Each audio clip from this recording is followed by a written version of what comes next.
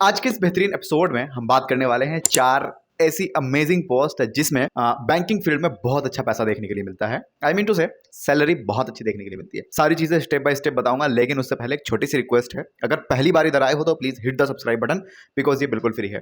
देखिए 4 पोस्ट हैं, चारों के बारे में एकदम झटके से बता देता हूँ। नंबर 1 यहाँ पे इन्वेस्टमेंट बैंकर है, नंबर 2 रिलेशनशिप मैनेजर, थर्ड है वेल्थ मैनेजर और नंबर 4 पे हम बात करेंगे प्राइवेट बैंकर की। अगर आपको इंटरेस्ट है इन पोस्ट के बारे में जानने में तो आप ये वीडियो ऐसे कंटिन्यू कर सकते हैं। बाकी मैंने इन पोस्ट की सारी डिटेल डिस्क्रिप्शन में डाल के दे दी है, आप वहां जाके रीड कर सकते हो अगर आपके पास टाइम नहीं है तो। अब मैं आपको बताता हूं, सबसे पहली पोस्ट हमारे पास है इन्वेस्टमेंट बैंकर। क्या काम करता है बैंक के अंदर? देखिए फाइनेंशियल एडवाइस करके बहुत सारी चीजें होती है बैंक में। जैसे मान लो आपने कुछ अकाउंट्स ओपन किए हुए हैं और उनके पास कुछ पैसा पड़ा हुआ है, बैंक के कर्मचारी को ये पता है कि इसके पास इतना पैसा है, तो मैं एज ए इन्वेस्टमेंट बैंकर उसको ये समझाऊंगा कि आप अपने पैसे को इस जगह पे इन्वेस्ट कीजिए, यहां से आपको अच्छे रिटर्न्स मिलेंगे और बहुत सारी चीजें मिलेंगी। चाहे वो एफडी में करवाऊं, चाहे वो मैं स्टॉक मार्केट में लगवाऊं, मतलब वो एक मेरे ऊपर डिपेंड करेगा।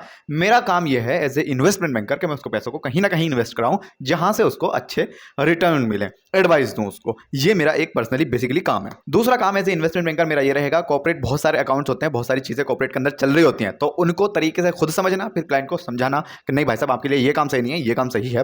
थर्ड एंड वेरी इंपॉर्टेंट भैया, जो मैंने शुरू में बताया था कि पैसे को किस तरीके से और किधर इन्वेस्ट करने का है, ये आपको समझाना है एज ए इन्वेस्टमेंट बैंकर। तो आई होप आपकी समझ में चीजें आ गई होंगी कि एक इन्वेस्टमेंट बैंकर की क्या जॉब रिस्पॉन्सिबिलिटी है। और हाँ, इस वीडियो में बेसिकली हम सैलरी के बारे में बात नहीं करेंगे। अगर आपको जानना है सैलरी वगैरह तो आप प्लीज कमेंट में लिखिएगा, मैं किसी नेक्स्ट वीडियो में इन चारों के बारे में एक अच्छी वीडियो और बना दूंगा जिसमें सैलरी डिस्कस करेंगे, साथ में और क्या क्या बेनिफिट्स हैं वो भी डिस्कस कर लेंगे। आगे बढ़ते हैं। पोस्ट नंबर 2 है हमारे पास रिलेशनशिप मैनेजर। देखिए बैंकिंग फील्ड में ना बहुत तरीके के पोर्टफोलियो होते हैं। जैसे मैंने आपको बताया अभी कि आपने किसी का एक अकाउंट ओपन किया है और आपको पता पड़ा है कि इसके अकाउंट में इतना पैसा पड़ा हुआ है और आप उसको फिर एडवाइस देंगे, तो सेम काम में रिलेशनशिप मैनेजर की पोस्ट पर भी हो रहा होता है।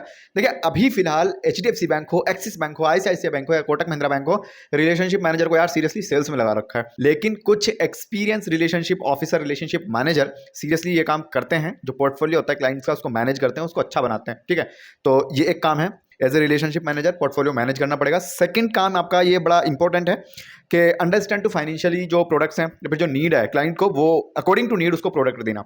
ठीक है, जैसे एक क्लाइंट को करंट अकाउंट की जरूरत है तो मैं as a relationship manager suggestion दूंगा कि आप इस बैंक का या फिर हमारे बैंक का, बिकॉज आप जॉब कर रहे हो तो उसको समझाओगे कि एचडीएफसी बैंक का अगर आप करंट अकाउंट लेते हो तो सर आपको ये फायदे हैं, और अगर आप कोटक का लेते हो तो ये नुकसान है। मतलब ऐसे कंपेरिजन करके आप उसको दिखा दोगे कि ABCD XYZ। ठीक, तो ये एक काम है रिलेशनशिप मैनेजर का। अगर आप ऐसा सोचते हो कि मैं एक रिलेशनशिप मैनेजर बन जाता हूं और सेल्स नहीं करना पड़ेगा, ऐसा बिल्कुल नहीं है। आपको क्रॉस सेल भी करना पड़ेगा और आपको नॉर्मल जो सेल्स होती है वो भी करना पड़ेगा। ठीक है, बिकॉज बैंकिंग फील्ड में अभी फिलहाल सेल्स के अलावा कोई तीसरा काम है नहीं।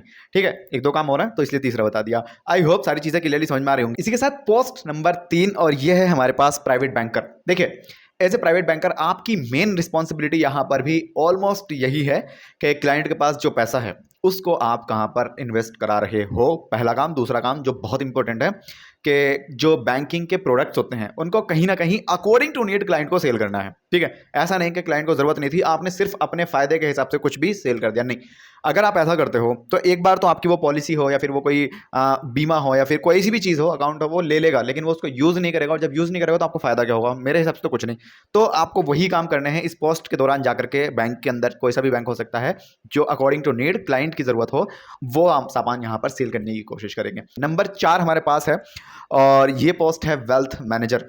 देखिए वेल्थ कहीं ना कहीं हम पैसों को कहते हैं और मैनेजर का मतलब होता है मैनेज करने वाला। ठीक है जी, तो ये चारों पोस्ट कहीं ना कहीं पैसे से रिलेटेड हैं, तो आपको ये बात ध्यान में रखनी है। और यहाँ पे पैकेज अच्छा होता है, सैलरी अच्छी मिल जाती है। तो अगर आपका ऐसा ड्रीम है या आप चाह रहे हो काम करना तो भैया यहाँ पर आप आ सकते हो। बाकी इसके बारे में हम जानते हैं थोड़ा सा डिटेल में। देखिए आपकी पहली रिस्पॉन्सिबिलिटी ये होगी एज ए वेल्थ मैनेजर, आपके पास जो क्लाइंट्स होंगे उनका सबका हाई नेटवर्थ होगा, अच्छे खासे वो मोटे माटे क्लाइंट्स होंगे। तो आपको यहाँ पर थोड़े अच्छे से और तमीज से बात करनी पड़ेगी फर्स्ट ऑफ ऑल, कि किस तरीके से मैं आपकी क्या हेल्प कर सकता हूँ और आपको इन चीजों से हटा करके इन चीजों में इन्वेस्ट करवा सकता हूँ। पहला काम आपका यह है, मतलब आपको यहां पर कम्युनिकेशन स्किल्स के ऊपर बहुत अच्छे से मेहनत करने की जरूरत है। अगर आप ये सोच रहे हो कि सर हमारा हाथ बहुत ज्यादा तंग है कम्युनिकेशन स्किल्स में, तो आप हमारी बुक परचेज कर लेना। First link in the description box, बहुत ही कम कीमत है, अभी के अभी जाइए और फटाफट परचेज कर लीजिए।